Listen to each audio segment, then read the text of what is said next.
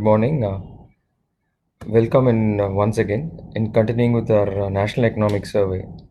So today's conversation is about the targeting the ease of doing business, an area where India has been in the media for both the right and wrong reasons. Thanking Vignesh for having got the presentation for us today. EODB is the ease of doing business. AEO is authorized economic exporter, and IBC is of course your insolvency and bankruptcy code.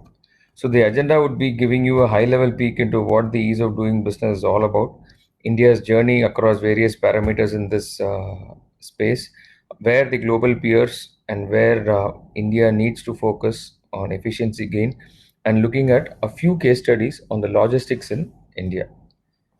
So the focus is to move to a $5 trillion economy, and India needs to significantly ease the doing of business. The ranking currently is about 63, which we have actually moved from 142 in 2014. The GST and IBC have propelled this movement. However, there are still significant concerns in registering property, paying taxes, enforcement of contracts, where we lag very far behind our global peers. If we were to look at India's journey on the ease of starting business, we have moved from 169 to 136, very poor. Dealing with construction permits, we have moved from 175 to 27. Getting electricity, we are now 22. Registering your property from 93 to 154. So, see, protecting minority investors from 41 to 13, thanks to Satyam and a spate of such issues. Paying taxes from 169 to 115. But if you notice, friends, the overall rank movement is moved up from 133 to 63. And that's an area where we still, there's nothing much for us to feel great about, but yes, in the right direction. If you look at the global comparison, this is startling. To start a business, there are 13, at least now it is 10 procedures in India, whereas in New Zealand it is one. It takes between 17 to 18 days, whereas it is less than a day in New Zealand. Registering a property, there are 9 procedures here, it is 2 procedures there. New Zealand, of course, is the world's number one in ease of doing business. Even paying taxes, it's 10 to 12 transactions. The time required is 250 hours, whereas it is 140 hours and 7 number of payments. Enforcing contracts, the number of days in India is close to 4 years on an average, friends, and it's 216 days in New Zealand. When we compare with other countries of our scale, China, it is 4 procedures. You would see that China significantly scores above India. Maybe both Brazil and Indonesia are behind us. So, which is why, but of course, which is precisely the reason why we are ahead of both these jurisdictions. But you would see, in terms of registering your property, you're still way behind both the countries. India is at 9 processes with an average of 49 to 68 days, whereas both the other countries, Brazil and Indonesia, are about 31 days with 6 to 14 transactions. And contract enforceability is a killer for this country. When we take 4 years to enforce, even a country like Brazil, it takes about 2.5 years. And Indonesia, it's slightly above a year, and China is about a year and a half. So that's an area where we really need to focus on. So even though the overall doing business ranking, India is above both Brazil and Indonesia, we still uh, have a lot of areas to work with. Significant area of significant efficiency gains, friends. I mean, these are statistics which will really make us bleed. A manufacturing unit has to comply with 6,796 compliance activities. That's a mammoth provision, and this is, and again, if you notice, it must be noted that this is again from the chief economic advisor's table.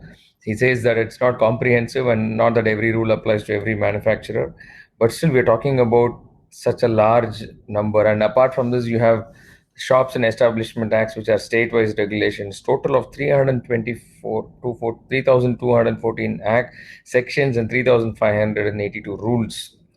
Nightmare. And starting a business, if you look at the regulatory hurdles, again, friends, if you see the liquor licenses, the bar and restaurant licenses, these are some of the most profitable avenues both for the state as well as for the entrepreneurs. Singapore, the size is $8.3 billion of this market. It's a very tiny city. China, it is 815 billion, 100 times more.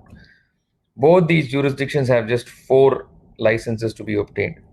In contrast, if you notice, As per National Restaurant Associations of India, a total of 36 approvals are required to open a restaurant in Bangalore, 26 in Delhi, and 22 in Mumbai.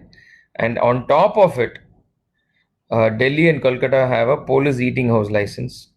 The number of documents needed to obtain this license from Delhi police is 45 documents, which is far higher than the number of documents required to procure a license of new arms and major fireworks, which is 19 and 12. So you look at New Zealand as a contrast. New Zealand, there is this website of Auckland Council. Again, the website is operated by a third party, which gives you very clear guidelines, stepwise procedures on what needs to be done. The website is also equipped with ready to use business plan templates and comprehensive information on different businesses.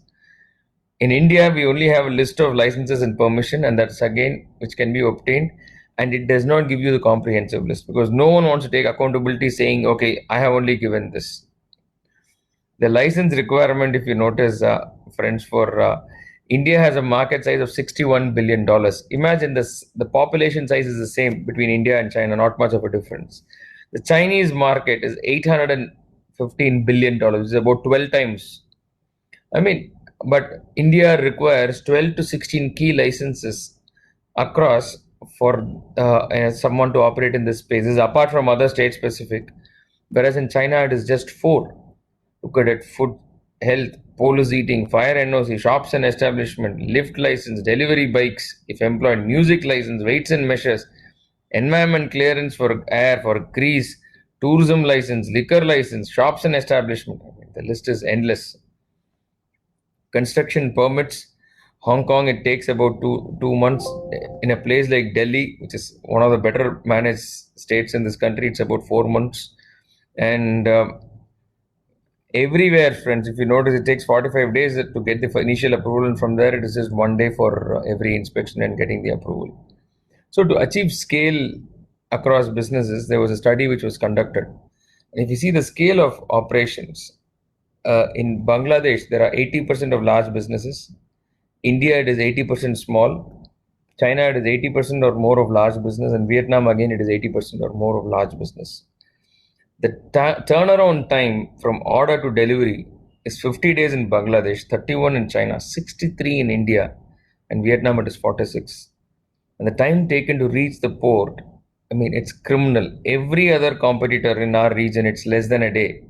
Whereas India, it is between 7 to 10 days. And when you look at the trading across borders, the border compliance in Italy, it is 1 day. In India, for export, the border compliance is about 60 hours and 78 hours in two places. And for import, it is anywhere between 88 hours, about 4 days, bare minimum, goes up to in Mumbai, roughly about 5 days. Now, I mean, 3 to 4 days in both these, 3.5 to 4 days. And if we see India's ranking, we are ranked number 68, and this is as far as export. See, this is even more criminal. You are exporting from India. The border compliance time frame for export is about 10 days in Delhi and about 12 days in Mumbai.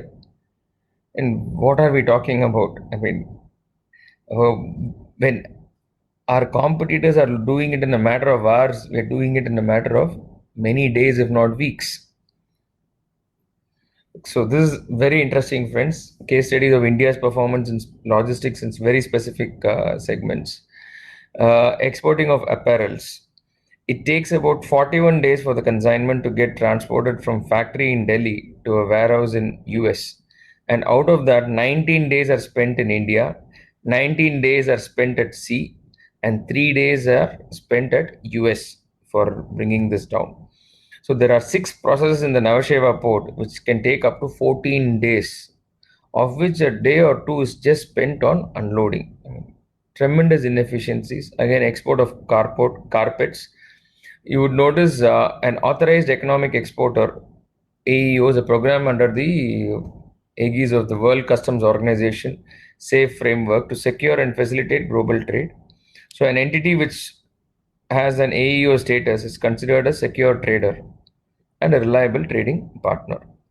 It takes about 3 to 4 days to transport the shipment via train to Mundra seaport.